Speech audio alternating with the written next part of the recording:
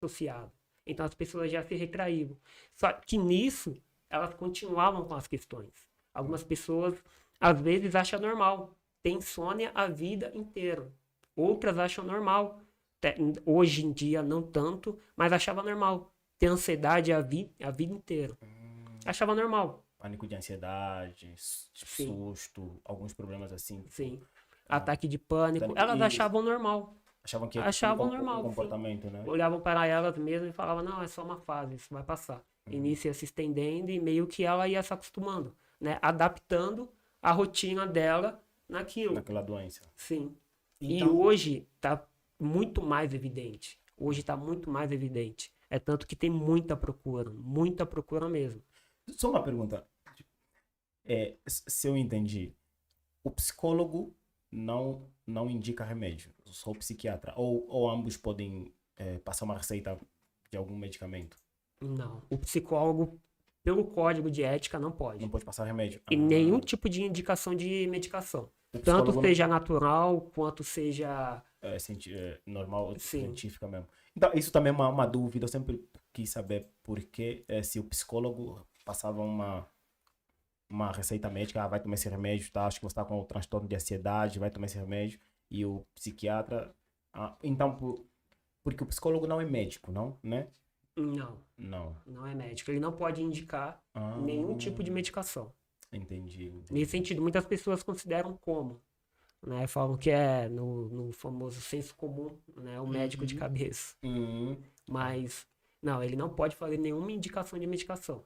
Né? Tudo bem que cada um trabalha de uma forma, né? Muitos indicam, né? Tanto como você não pode receitar, você não pode fazer nenhum tipo de receita, mas eles costumam indicar. Mas tipo, sugerir, né? Sugerir. Mas é errado sugerir? Não é que é errado, mas o código de ética Não, fala não que não permite. pode. É antiético. É antiético. E tipo assim, a questão da ansiedade que você tocou, tem muita gente que sofre de ansiedade e leva a vida normalmente como se isso fosse algo normal. Como psicólogo, qual é o conselho que você dá pro pessoal? É tipo, precisa procurar uma ajuda ou continuar vivendo isso? Porque assim, eu conheço muita gente que fala, eu sou ansiosa e tal, e leva isso na desportiva, sabe? Sim. É porque a ansiedade em si, ela tem a ansiedade leve, tem a ansiedade moderada e tem a ansiedade grave, né? Que a grave já é aquela que traz os sintomas físicos, que é falta de ar, tremores, às vezes algumas alergias. É aquela que a pessoa sente quando acontece, às vezes ela tá numa situação de muito estresse ali, talvez no trabalho ou em casa mesmo.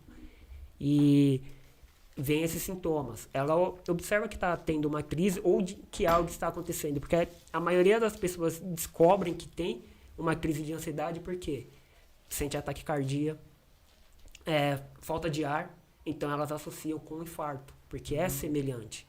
Então elas saem correndo ao PS e quando chega lá é submetida ao exame.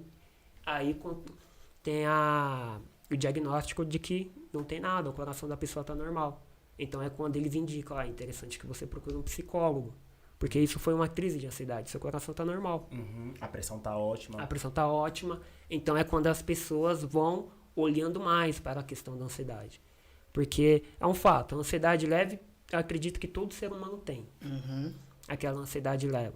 Que é uma certa dúvida, né, de como vai ser o futuro. Não tem como você não ter uma dúvida de como vai ser. Sim. Até porque você vai fazendo planejamento, você vai pensando. Que essa é uma ansiedade relativamente normal de se sentir. Sim. Já moderada, você já começa a sentir uma insônia. Você já começa a sentir coisas diferentes. Algumas coisas você deixa de fazer por conta dessa ansiedade moderada, que já é interessante você ir olhando. Para todo mundo, né?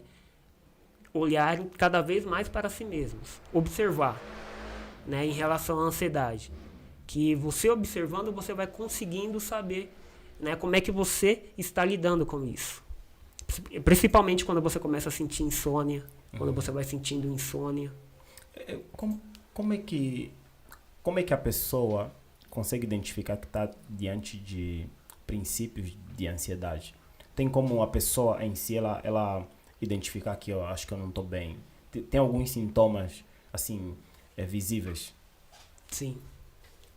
Porque o primeiro é insônia, né? A pessoa começa a não dormir. Dormir direito. Os pensamentos também, eles vêm muito forte em relação a isso. Uhum. Você tem uma determinada situação que vai acontecer, hoje é dia 3, dia 20 de julho.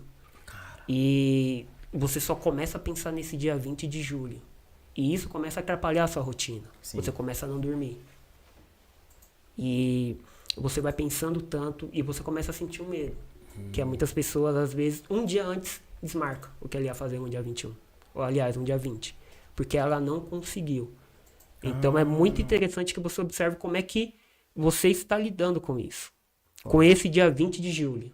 Como é que está sendo os seus pensamentos? Se você só pensa só naquilo, tudo bem que tem algumas datas que são importantes que não tem como você só não pensar. Só que é diferente quando Você tem ansiedade. você pensa e você conduz de uma certa forma que isso não te traga questões. Que você não deixe de fazer nada no seu dia a dia. Que você não deixe de fazer, que isso não atrapalhe o seu trabalho. Entendeu? Entendi. Que você não deixe de ir para a academia, talvez, ou para a aula de judô. Entendeu? Mas isso que você falou tem a ver com a antecipação do futuro? Você acha, tipo, eu vou passar por uma prova, um exemplo, vou fazer uma prova daqui a um mês e eu já fico sofrendo por essa prova agora. Tem a ver com isso que você falou? Totalmente. Totalmente. É a antecipação do futuro, de fato. Só que, às vezes, é difícil isso não acontecer. Né? Porque se você vai fazer uma prova, que é muito importante, ou algo do tipo, consequentemente você vai pensar. Porque é uma certa forma ali de você se planejar para esse dia. Só que aí isso já começa a atrapalhar a sua rotina. Isso já começa a te causar sensações físicas. E Então, só para fechar esse ponto aí. Então, tipo assim, dependendo de como você lidar com essa situação, tá o erro nessa questão, né? Tipo, não, a gente pode pensar, olha, não, beleza, eu tenho uma prova daqui a um mês, preciso me preparar e tá pronto.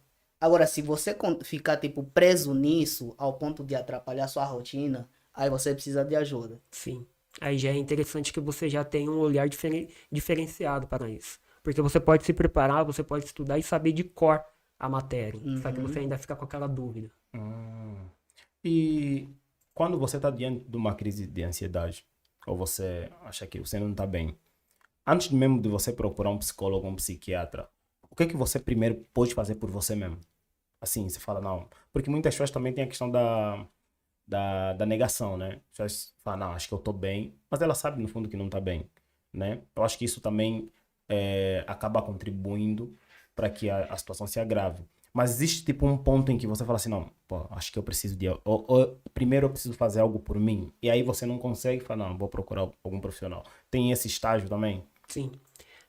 Tem, só que é muito difícil acontecer. Porque algumas pessoas, elas não têm aquele olhar que... eu tô com uma crise de ansiedade. Algumas pessoas, né? Sim. Algumas pessoas nem sabem o que é ansiedade porque nunca sentiu. E às vezes não acredita nisso. Que nem eu já vi diversos pacientes falando que não acreditam.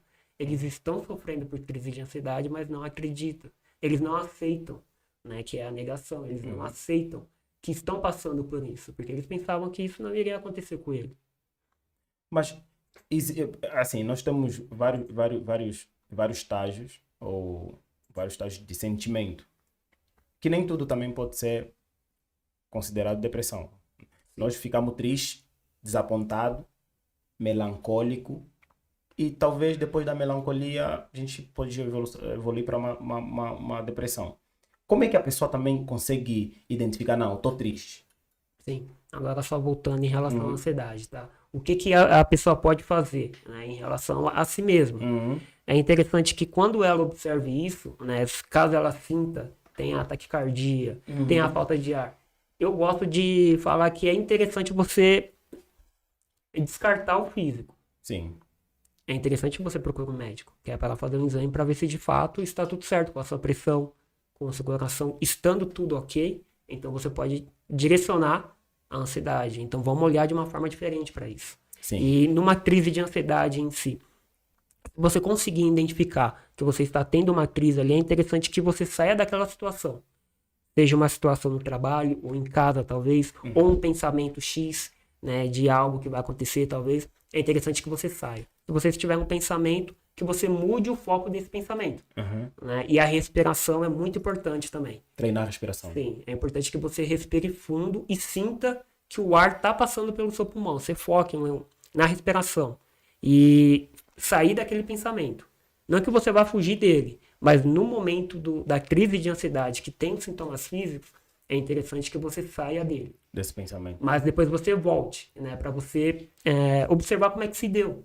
Como é que essa crise de ansiedade se deu, como é que o pensamento veio e como é que você conduziu ele. É interessante que você observe como é que foi. Porque quanto mais percepções você tiver sobre si mesmo, mais te ajuda.